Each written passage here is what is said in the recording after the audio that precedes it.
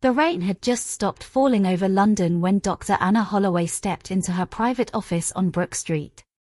The smell of damp pavements clung to the air, mingling with the faint aroma of coffee she had left brewing too long. She had been practicing as a psychologist for only 4 years, yet her reputation for calm precision had already attracted complicated cases. That morning, her receptionist left a slim file on the desk. The name written in careful ink was Sophie Turner, age 16. The file was almost empty, no medical history, no prior treatment, just one note from her school counselor: patient refuses to speak. Communicates only through writing. Anna adjusted her spectacles, intrigued. Silence in therapy was nothing new, but the deliberate refusal of language was rare. She prepared her notepad and pen, determined to draw the girl out gently. The door opened. Sophie entered without a word. She was slight, with pale skin and dark hair pulled back too tightly, her school blazer a size too large. Her eyes, however, were unsettling, watchful, sharp, as though she were not here to be helped but to observe. She sat down opposite Anna and folded her hands neatly on her lap. "Good morning, Sophie," Anna began, her voice steady. "You do not have to speak if you do not wish to. We can communicate however you feel comfortable." Sophie reached into her bag, pulled out a small notebook, and began to write. She tore the page carefully and slid it across the desk. Anna unfolded it, expecting something shy and hesitant. Instead, she found 3 words written in block letters: "He watches you." Anna blinked. "Who watches me?" she asked softly. But Sophie had already turned her gaze to the rain-streaked window, silent as stone. For the rest of the session, Sophie refused to look at Anna again. She wrote nothing more. When the hour ended, she stood, adjusted her blazer, and left without so much as a glance back. Alone in the office, Anna stared at the single page. Her chest felt tight in a way she had not expected. Patients sometimes projected their fears onto therapists, but the certainty in Sophie's handwriting unsettled her. That night, as Anna walked home through the dim streets of Mayfair, she could not shake the feeling that she was indeed being watched. A shadow seemed to follow her at every corner, though when she turned, the pavements were empty. The following week, Anna prepared herself carefully before Sophie's second session. She told herself to remain clinical, detached, to treat Sophie's unsettling words as symptoms rather than prophecy. Still, she kept glancing at the folded page she had locked in her desk drawer. When Sophie entered, she carried the same small notebook. Again, she sat without a word. Anna smiled politely, though her pulse had quickened. "Would you like to write something today?" Anna asked, pen poised. Sophie bent her head and began to scribble furiously. This time, she did not tear out the page but slid the entire notebook across the desk. Anna opened it to find a sentence scrawled in uneven lines: "You left him behind." Anna's breath caught. For a moment, she could not move. The words seemed to pierce through years of silence she had buried deep inside. She closed the notebook quickly, steadying her voice. "What do you mean by this, Sophie?" Sophie only watched her, unblinking, the corners of her mouth curling in the faintest hint of a smile. Anna ended the session early, unsettled by the girl's composure. That night, she sat in her flat overlooking the Thames, staring at her reflection in the darkened window. The phrase would not leave her mind. "You left him behind." Her thoughts dragged her back to university days, to a cold winter night she never spoke of. To a man whose face she had tried to forget. A sharp knock at her door jolted her upright. Heart racing, she checked the time. It was past 11. She hesitated before opening it. On the doormat lay a plain envelope, unmarked. Inside was a single sheet of paper, the same uneven handwriting as Sophie's notebook. It read, "He remembers." Anna dropped the paper as though it burned her fingers. For the first time in years, she felt real fear claw at her chest. Sleep abandoned Anna that night. She lay in bed listening to the distant hum of the city, the paper with its dreadful message lying face down on her kitchen table.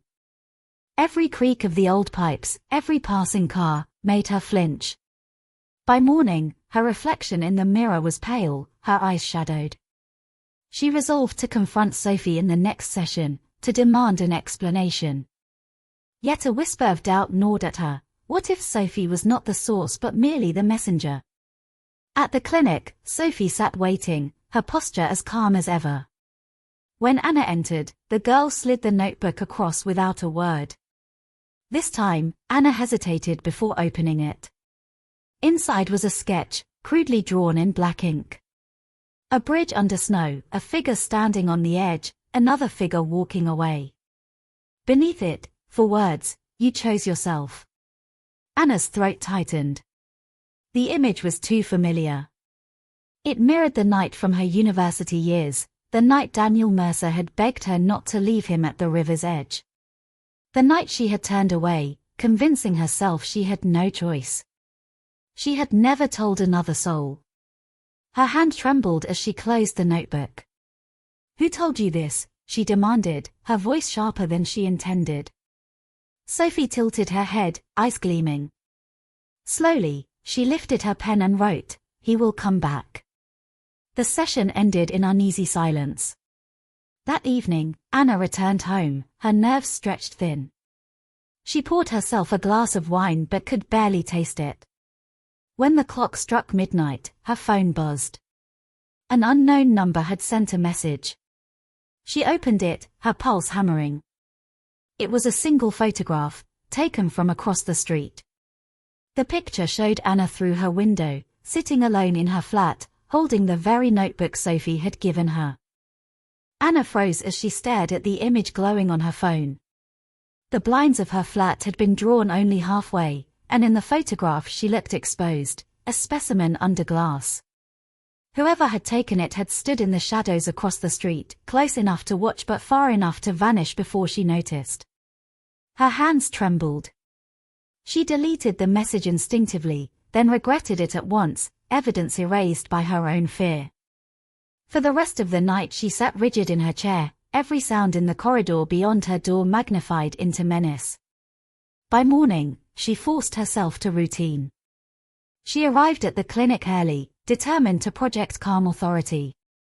But Sophie was already waiting, sitting upright in the reception as if she had been there for hours. "Good morning," Anna managed, though her throat was dry. Sophie gave no reply. She simply opened her notebook, wrote something, and slid it across before they even entered the consulting room. Anna glanced down. The words were chilling in their simplicity, "Do not ignore him." Her chest tightened. "Who is him?" she asked, the sharpness betraying her. Sophie's dark eyes flickered with a strange satisfaction. She did not answer, only closed the notebook and clutched it tightly to her chest. The session passed in silence, broken only by the scratching of Sophie's pen on paper. Anna asked questions, tried to guide, but the girl seemed to be leading instead, drawing her deeper into an old wound she had never dared to reopen. That evening, Anna walked home through narrow streets slick with rain. As she turned the final corner towards her flat, her breath caught. A figure stood at the far end of the street, still and patient beneath the gaslight. Tall, broad-shouldered, his face shadowed. For a moment, she thought she recognized the outline, the shape of someone she had not seen since that winter by the river. But before she could step closer, the figure melted into the fog. Anna barely slept after the sight of the figure in the fog. When she did drift into uneasy dreams, the river returned. She saw Daniel Mercer's face, wet hair plastered to his forehead, eyes pleading, as he had stood on the frozen embankment years ago. She heard his voice begging her to stay, to help, to forgive. Then she saw herself walking away, boots crunching on snow. She woke gasping, drenched in sweat, her sheets twisted tight around her body. The memory she had fought so long to bury was clawing its way back, piece by piece. At the clinic, she tried to compose herself. Yet Sophie noticed immediately. The girl stared at her with an intensity that made Anna's skin prickle. "Why do you look at me like that?" Anna asked suddenly, her composure slipping. Sophie wrote slowly, deliberately. She pushed the notebook across. The words struck Anna like a blade. "Because you are guilty." Anna's voice trembled. "Of what?" Sophie did not answer. Instead, she began to sketch. Lines took shape, a river, dark water flowing. A hand reaching out, grasping. Another hand, drawn just beyond reach, turning away. Anna slammed the notebook shut. Her pulse thundered in her ears. She dismissed Sophie early, unable to bear more. That evening, determined to reclaim control, she returned to the riverbank near Blackfriars Bridge. The Thames rolled black and sluggish under the night sky, carrying the smell of damp stone and diesel. She told herself it was foolish, yet she had to see it again, to prove to herself nothing lingered there. But as she leaned on the railing, she heard it, a whisper carried on the water, faint yet clear enough to chill her spine. "Anna." She spun around, eyes scanning the empty embankment. No one stood there. Yet the voice had been unmistakable. It was Daniel's. For days after the whisper at the river, Anna could not think clearly. She kept the lamps burning through the night, as if light might keep the past at bay. Yet shadows crept in regardless, memories that clawed at her conscience, faces she thought long buried. On the fourth night, just after midnight, the doorbell rang. The sound echoed through the silence of her flat. Heart hammering, she crept to the door and pressed her eye to the peephole. No one stood outside. But when she opened the door cautiously, she found another envelope on the mat. Inside was a photograph, grainy, taken in low light. It showed her asleep in her bed, hair spread across the pillow. She dropped it instantly, her breath shallow. Someone had been inside. The next morning at the clinic, Sophie appeared unbothered, her calmness almost taunting. She opened her notebook before Anna could speak and wrote with swift, sharp strokes. "He is closer now." Anna's hands clenched. "Tell me who you mean, Sophie. Is it Daniel? Do you know him?" For the first time, Sophie spoke. Her voice was low, deliberate, and it sliced through the room like glass. "You left him to die." Anna staggered back, as though struck. Sophie's lips curved into a thin smile, then she returned to silence, her eyes never leaving Anna's face. That night, the flat felt unbearably small. Every creak of the floorboards sounded like an intruder's step. She finally forced herself to sleep, exhaustion winning over dread. But at 3 a.m, she woke to the sensation of someone standing at her bedside. Her eyes snapped open. A tall shadow loomed in the corner of her room. Anna froze. Her breath caught in her throat as the tall shadow shifted. Moonlight broke through the curtains and revealed not a stranger, but the figure of Daniel himself.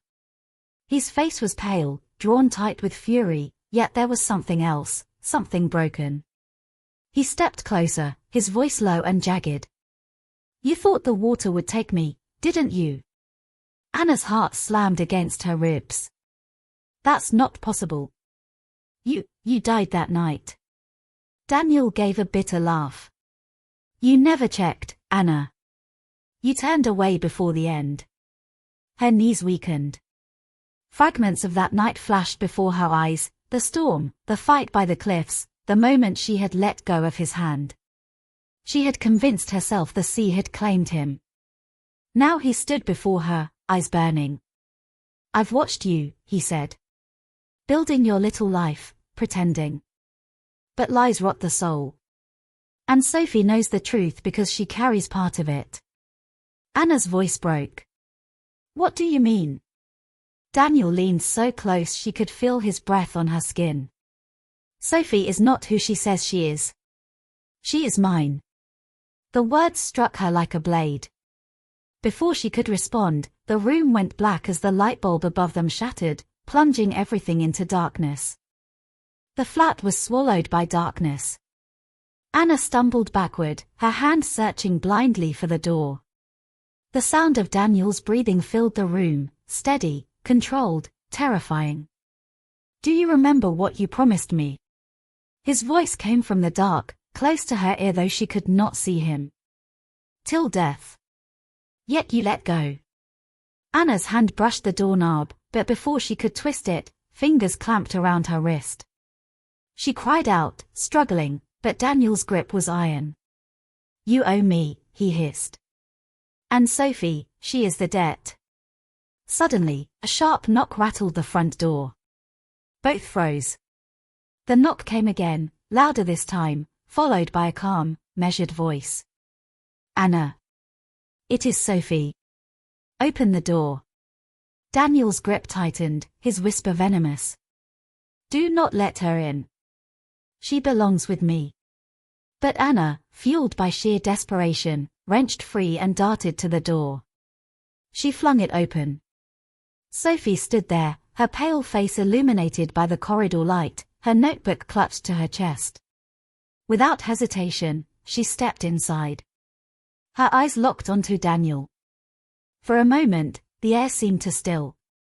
Then Sophie raised the notebook and wrote a single word in bold, black strokes. "Father." Daniel's face contorted, rage, sorrow, recognition all at once. He staggered back as if the word itself had struck him. Anna watched, frozen, as Sophie tore the page from the notebook, crumpled it in her fist, and dropped it to the floor. Daniel's figure flickered in the dim light, his outline trembling like smoke. Then, with a final gasp that echoed like the sea itself, he vanished. The flat fell silent. Only Anna's ragged breathing and the faint scratching of Sophie's pen remained. She was writing again. Anna forced her trembling legs forward, snatched the notebook, and read the words. "Now you know. And now you can never leave." The lamp above flickered back to life, casting a pale glow over the room. Sophie stood motionless, watching her with eyes that no longer seemed entirely human. Anna realized, with a cold certainty, that the nightmare had only just begun.